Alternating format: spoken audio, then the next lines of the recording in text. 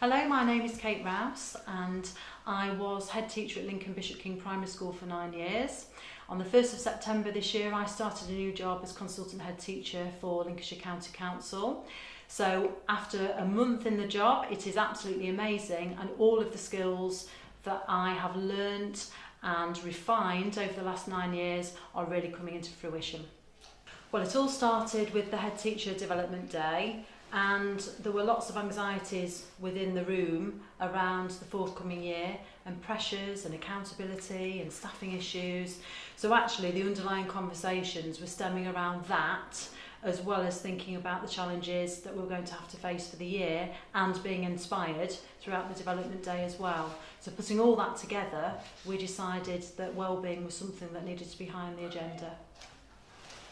So the Kyra wellbeing strategy was launched, and we delivered a bit of a welcome meeting to Kyra Lincoln and Kyra East, and we talked about the Reservoirs of Hope document, and we showed a video clip about Derek Redmond at the Olympics and when he pulled a hamstring and his dad came onto the track and helped him to win the race.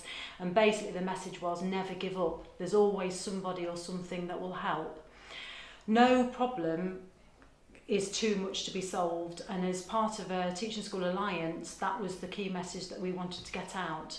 So one of the things that we did was to organise coffee mornings where it was that cosy chat time. You weren't accountable, you weren't being judged, it was that opportunity to come and talk about the things that really would help you.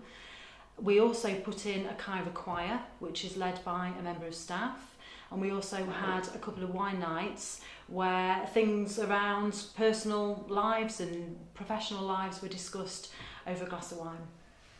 So my own wellbeing has been a journey, and it's not something I've done throughout my career at all. Over the last 3 years as head teacher, the school gained a requires improvement grading, which at the time was the end of the world. Now I'm on the other side of it. Actually, it was the best learning journey that I've had in my career. But as a result of that grading, my wellbeing totally took a back seat. So the school was in really challenging circumstances, so I felt I needed to work more to solve the problem. Now I'm on the other side of that. There are lots of non-negotiables that I have. The main one being every Saturday morning I go to Booton Park and run the park run. I've now knocked 6 minutes off my 5k time. It sets you up for the weekend. I then go down to my local gym and I go and have a jacuzzi, and all of that before 11 o'clock. And then the work can take place at some other point within that weekend, but it's not starting with the work. It's ending with the work preparing me ready for Monday morning. Vulnerable leadership is something that I've been looking into over the last couple of years, and it all stemmed from having Kev House from the Art of Brilliance come in to talk to us as a whole staff as part of an inset day. And he talked around about the 2%ers. What is it that you are going to do that's better or out your comfort zone? And he talked a lot about wellbeing and how to preserve yourself and how to preserve energy.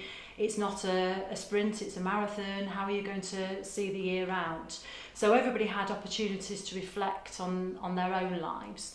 And at the end I thanked him, and his feedback to me was that my staff saw me as a vulnerable leader because I let them into my personal life and what mattered to me.